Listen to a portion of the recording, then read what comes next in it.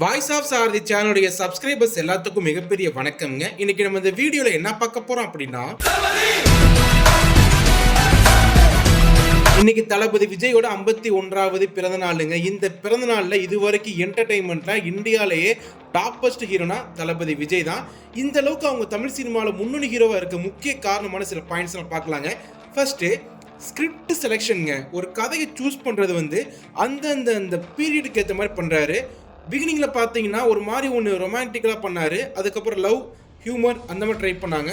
கொஞ்சம் ஒரு 10 வருஷம் கழிச்சு பார்த்தீங்கன்னா கமர்ஷியலாக இந்த சூரா, வேட்டைக்காரன், மதுரை, கில்லி, போக்கிரி, திருப்பாச்சி, சிவகாசி, ஆதி இந்த மாதிரி படங்கள் ட்ரை பண்ணாங்க. அப்படியே கொஞ்சம் மாஸ் ஏற பார்த்தீங்கன்னா ஃபுல்லாகவே மாஸ் ப்ளஸ் சோஷியல் அந்த ஒரு எக்ஸ்பெரிமெண்ட்டில் பார்த்தீங்கன்னா சார் இறங்கிட்டாங்க.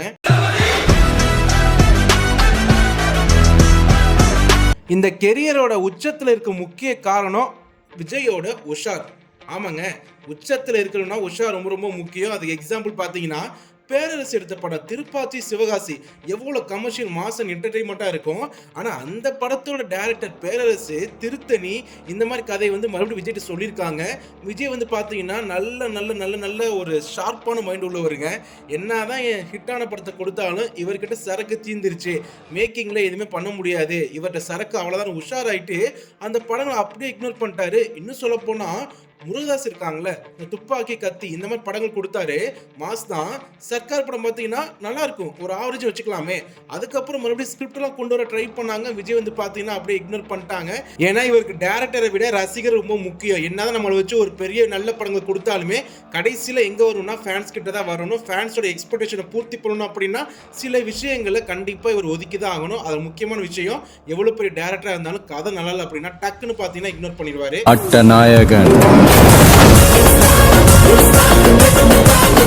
ஸ்டாரா இருக்கலாங்க, ஆனா என்டர்டைன்மெண்ட் அந்த போர்ஷன்ல ஸ்டாரா இருக்கிறது மிகப்பெரிய விஷயம். அதுல பாத்தீங்கன்னா இவர் அடிச்சுக்கவே முடியாதுங்க. இவரே பாட்டு பாடுவாரு, டான்ஸ்ல பாத்தீங்கன்னா நடன இயக்குனருக்கே டஃப் கொடுப்பாரு. டயலாக் டெலிவரி அப்படி மாடுலேஷன் அப்படி பண்ணுவாங்க. எமோஷனல் சீன்ல இவர் எமோட் ஆனார்னா கண்டிப்பா நமக்கு அழுக வரும். அந்த மாதிரி ஒரு பெர்ஃபார்மன்ஸை கொடுப்பாரு. ஸ்கிரீன் பிரசன்ஸ்ங்க, அந்த சீன் ரொம்ப மொக்கையா தான் இருக்கும். ஆனா இவர் வந்தாருன்னா ஒரு படி தூக்கலா இருக்கும். அதுக்கு முக்கிய காரணம் விஜயோட ஸ்கிரீன் பிரசன்ஸ், முக்கியமா ஃபைட் சீன்ங்க. ஒரு ஃபைட் சீன்ல பாத்தீங்கன்னா உடம்பெல்லாம் ஒரு அதுக்கேற்ற மாதிரி ஃபிளெக்சிபிளா வச்சிருப்பாரு. ரொம்ப மேக்னெட்டிக் மொமெண்டா இருக்கும். நம்மளை போட்டு அப்படியே ஈர்க்குங்க. அந்த ஃபைட் சீன் இவர் என்னதான் பறந்து அடிச்சாலுமே நம்புற மாதிரி இருக்கும். ஏன்னா அந்த அளவுக்கு பெர்ஃபார்மன்ஸ்ல பூந்து விளையாடுவாருங்க.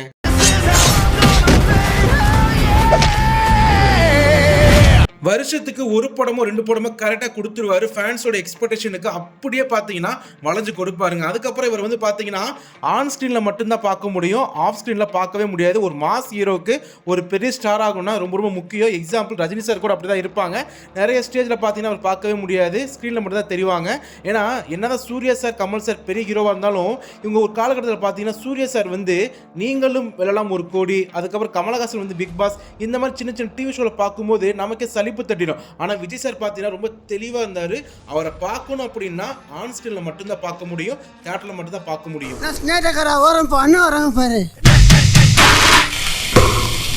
அதுக்கப்புறம் அவருடைய பர்த்டேக்கு பார்த்தீங்கன்னா அப்டேட்ஸ் கொடுக்குறதுல ரொம்ப ட்ரெண்டிங்கில் இருந்தவருங்க. 6 மணிக்கு ஒரு ஃபர்ஸ்ட் லுக் போஸ்டரு, நைட்டு 12 மணிக்கு ஒரு ஃபர்ஸ்ட் லுக் போஸ்டரு, ஃபர்ஸ்ட் சிங்கிளுக்கு வரதுக்கு முன்னாடி ஒரு ப்ரோமோ, அதோட கண்டிப்பாக டான்ஸ் ஸ்டெப் இருக்கும். அதுக்கப்புறம் ஒவ்வொரு படத்துலையும் வரக்கூடிய ஒரு குத்து டான்ஸில் கடைசி அந்த 40 செகண்ட் பார்த்தீங்கன்னா சிங்கிள் டேக்கில் ஆடுவார். இது எல்லாமே பார்த்தீங்கன்னா ஃபேன்ஸ் ரொம்ப இவர் லவ் பண்ண வச்சுச்சுங்க. முக்கியமாக 51 வயசுலேயும் இந்த ஃபிட்னஸ் இருக்கு பாருங்க, சொல்ல வார்த்தையே கிடையாது. ஏன்னா சில பேர் 6 பேக் வைக்கிறாங்க, ஒட்டமெல்லாம் மஸ்தா வைப்பாங்க. ஆனா விஜய் சார் பார்த்தே 6 பேக்லாம் கிடையாதுங்க. அந்த லீன் பாடியோட ஒரே ஸ்ட்ரக்சர்ல இருப்பாங்க. 51 வயசுலயும் அந்த சாமினஸ் பார்த்தீங்கன்னா அந்த ஃபேஸ்ல அப்படியே தெரியுங்க, அந்த கியூட்னஸ் எல்லாமே. இது எல்லாமே முக்கியமான காரணம் மனசு உள்ள நல்லா இருக்கு, அதோட பொலிவு முகத்துல தெரியுதுங்க.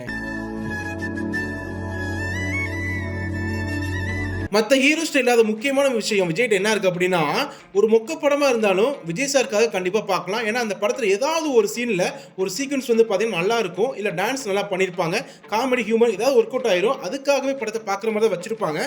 முக்கியமா பொது இடங்களை ரொம்ப தன்மையா இயல்பா எல்லாத்துக்கும் மரியாதை கொடுத்து அவரா இருப்பாரு. அந்த ஒரு அடக்கமே நமக்கு ரொம்ப பிடிச்சி போயிருங்க. இந்த மாதிரி பல சாதனைகள் செஞ்ச பல கோடி ரசிகர்களை கவர்ந்த விஜய் சாருக்கு இன்னைக்கு பிறந்த நாள். அவருக்கு நம்ம சேனல் சார்பாக மிகப்பெரிய வாழ்த்துக்கள் சொல்லிக்கலாங்க. So many more happy returns of the day Thalapathy. So Vijay சாருடைய படங்களை உங்களுக்கு ரொம்ப பிடிச்சதை கண்டிப்பாக கமெண்ட்டை சொல்லிட்டு போங்க. இதெல்லாம் டக்குன்னு தோணுச்சு பட்னு சொல்லிட்டேன். சேனலில் சப்ஸ்கிரைப் பண்ணாதவங்க சப்ஸ்கிரைப் பண்ணிடுங்கப்பா. என்ன பிடிச்ச கோடி பேர் காட்ட வெளியில